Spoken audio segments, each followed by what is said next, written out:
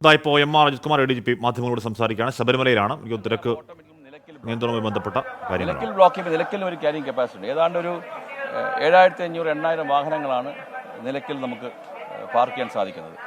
ഓരോ വാഹനവും തിരിച്ചു പോകാൻ മിനിമം 12 മണിക്കൂർ എടുക്കും. ഈ സമയം ദീർഘം കൂടുന്നതനുസരിച്ച് അപ്പോൾ ഈ വാഹനം തിരിച്ചു പോയാൽ മാത്രമേ അടുത്ത വാഹനം കയറ്റാൻ പറ്റത്തുള്ളൂ. അങ്ങനെ ആകുമ്പോൾ തന്നെ അവിടെയും കപ്പാസിറ്റി പ്രോബ്ലം ഉണ്ട്. അപ്പോൾ നിലയ്ക്കലിനും ബിയോണ്ട് കപ്പാസിറ്റി വന്നു കഴിഞ്ഞാൽ നമുക്ക് വേറെ വഴിയൊന്നുമില്ല. സ്വാഭാവികമായിട്ടും മറ്റിടത്താവളങ്ങളിലൊക്കെ തന്നെ അവരെ ഹോൾഡ് ചെയ്യുക എന്നുള്ളതാണ്. അത് ഹൈക്കോടതി തന്നെ വളരെ വിശദമായി നിർദ്ദേശം നൽകിയിട്ടുണ്ട്. ഇത്തരം സാഹചര്യങ്ങളിൽ ഹോൾഡ് ആൻഡ് റിലീസ് മെക്കാനിസം വഴി ഈ ഇടത്താവളങ്ങളിലും മറ്റുമൊക്കെ തന്നെ ഹോൾഡ് ചെയ്തുകൊണ്ട് വേണം ആൾക്കാരെ വിടാൻ എന്നുള്ളതാണ്. ഇപ്പോൾ പിലിഗ്രിംസ് ഫേസ് ചെയ്യുന്ന ഒരു ഇഷ്യൂ എന്ന് പറയുന്നത് അവർക്ക് ഇൻഫർമേഷൻ കിട്ടുന്നില്ല. അതായത് ഇവിടെ എന്താ സിറ്റുവേഷൻ, ക്യൂ എവിടം വരെ ഉണ്ട്, ഇവിടെ എത്താനുള്ള ബുദ്ധിമുട്ട് എന്താണെന്നത്. അപ്പോൾ ആ ഇൻഫർമേഷൻ ഫ്ലോ നമുക്ക് കൊടുക്കാൻ പറ്റുന്നില്ല എന്നതാണ് സത്യം. ആ ഇൻഫർമേഷൻ ഫ്ലോ എല്ലാ ഇടത്താവളിലും കൊടുക്കുകയും ഇപ്പോഴത്തെ ക്യൂ നിലവാരം ഇവിടെയാണെന്നും ഇതുവരെയാണ് ഇത്രയും സമയമെടുക്കും പമ്പ എത്തിക്കാൻ കയറാനെന്നും സ്വാഭാവികമായിട്ട് നിങ്ങൾ അവിടെ വന്നാൽ ഇത്ര സമയം എടുക്കുമെന്നും.